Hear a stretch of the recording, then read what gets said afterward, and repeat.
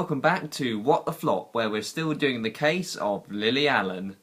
Now, we've reviewed the album itself, now to talk about why it failed, which is quite hard to tell on this particular album because it is still musically good. Like, it's not amazing, but there are still flares of Lily's signature sound and creativity. And in fact, even though this album failed commercially, critically it's done really well, getting on average a 7.4 out of 10 from critics, and even being nominated for this year's Mercury Prize. In fact, many critics are praising her new, more personal approach. So the reason this album failed is not, the majority of the failure is not within the music itself. It's to do with other factors surrounding it, most prominently Lily's reputation. As you all know, the past few years have been political hell. In the UK, there was the referendum on breakfast. The American equivalent of Alan Lord Sugar, with hair that is wild but not quite as snazzy as that of the Roo, became president with his wonderful policy of Arriba! 8 out of 10. And the UK snap election.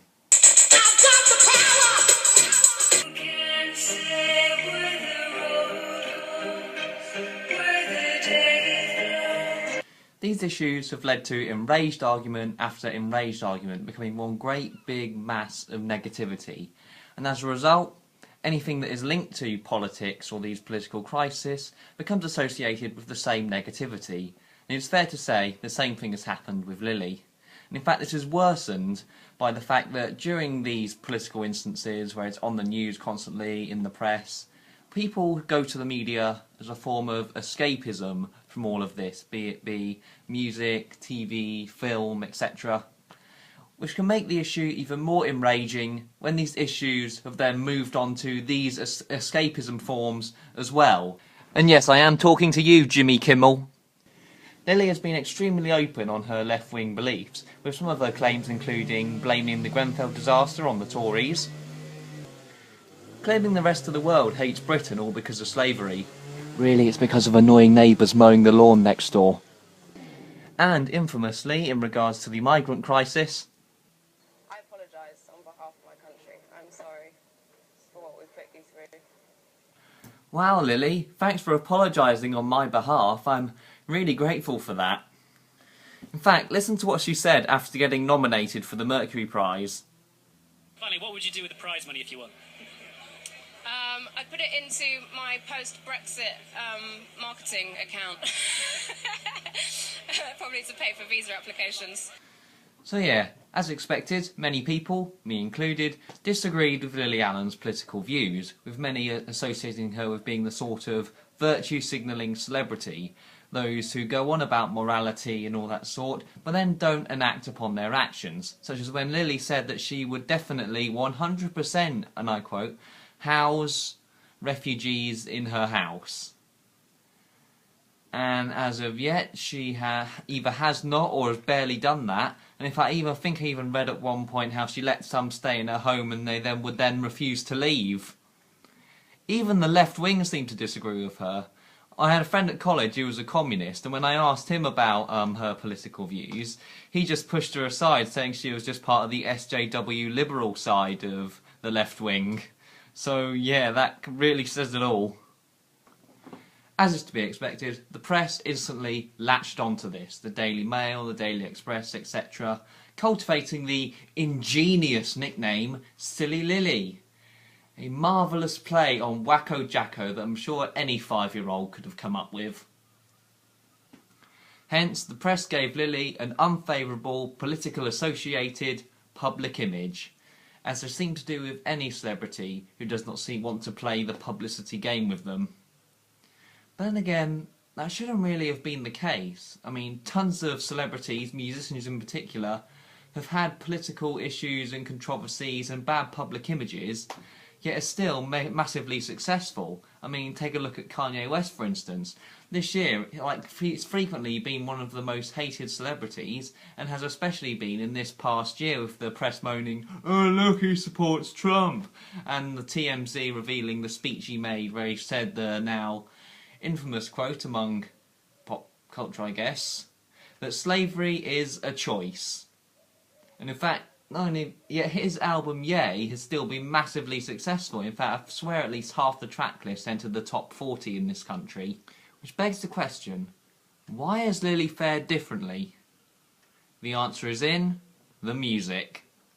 Despite all his controversies, Kanye West's music has always been fantastic.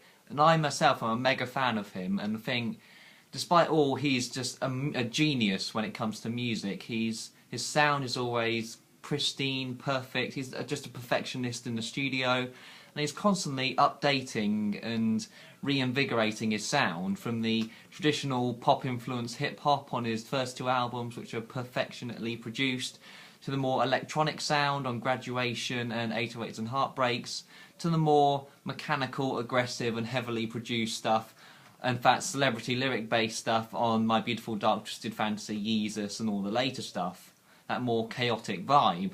So despite all the controversy, he's always been able to reinforce why it is he's famous in the first.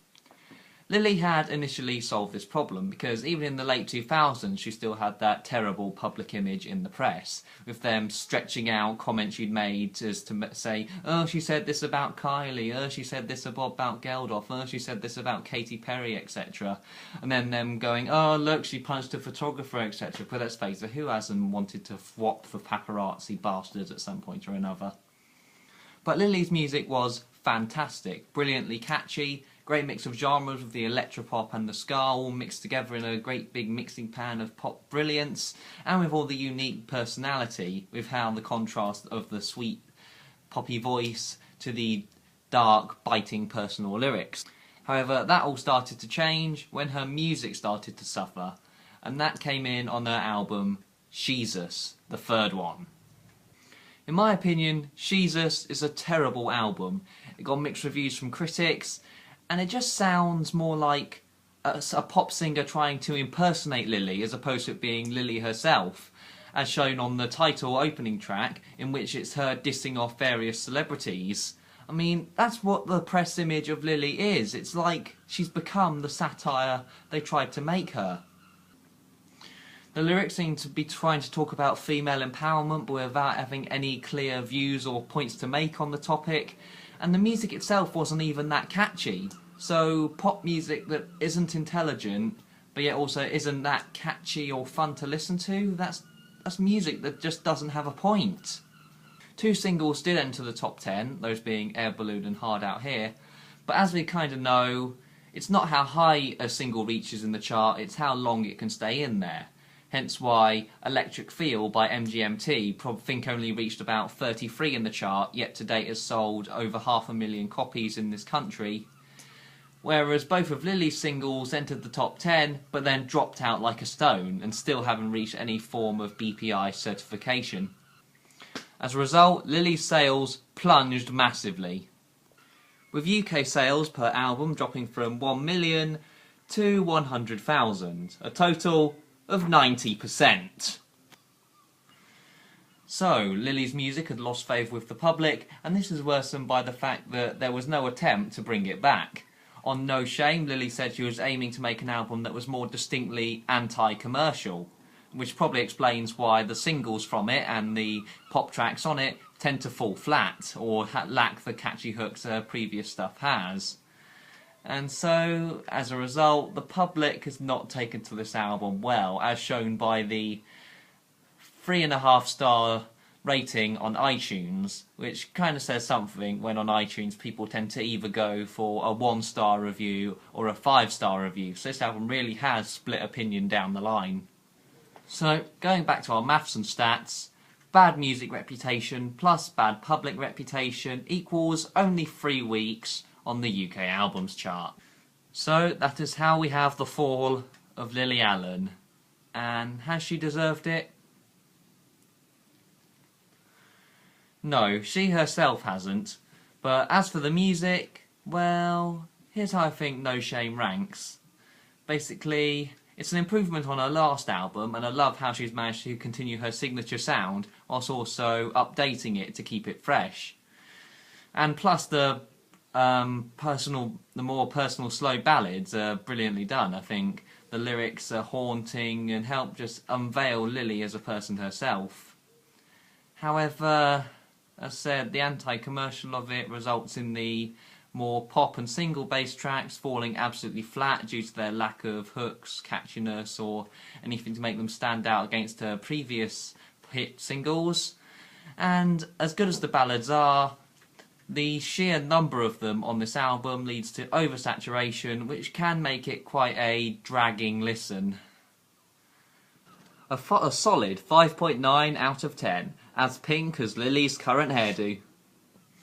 I'd say the best tracks would definitely be the ballads like Free and Apples, which are just hauntingly brilliant lyrically, Kate because it is fun and catchy, and Trigger Bang because it's the best case of her updating her sound on this album, keeping it fresh, and this one also has quite a good hook to it in all actuality. Worst tracks, as said, definitely there should be singles which are probably never intended to be singles, such as Higher, Lost My Mind, and My One. For some similar stuff recommendations, if you like female electropop with a bit more quirkiness, personality and a biting edge, I'd highly recommend Marina and the Diamonds, particularly this debut album here, absolutely fantastic. But speaking of the late 2000s, if you want stuff that sounds like Lily's earlier stuff, then I'd definitely recommend Kate Nash, although for Lily purists it may sound like a bit too much of a copycat. And if you like the more genre mixing side of Lily's sound, I'd definitely recommend the debut from Santigold. Just a brilliant album that is totally underrated, and it's one of those where it's thoroughly catchy and just so hard to pin down what exactly it is, because it mixes in elements of 2000s alternative rock, electronica, and a ton of hip-hop as well. So if you love that genre blending ska stuff of Lily's, then check this one out. So with the newfound critical acclaim, can Lily rise again? Well, I'm not sure, but I'll certainly be interested to see what she does next.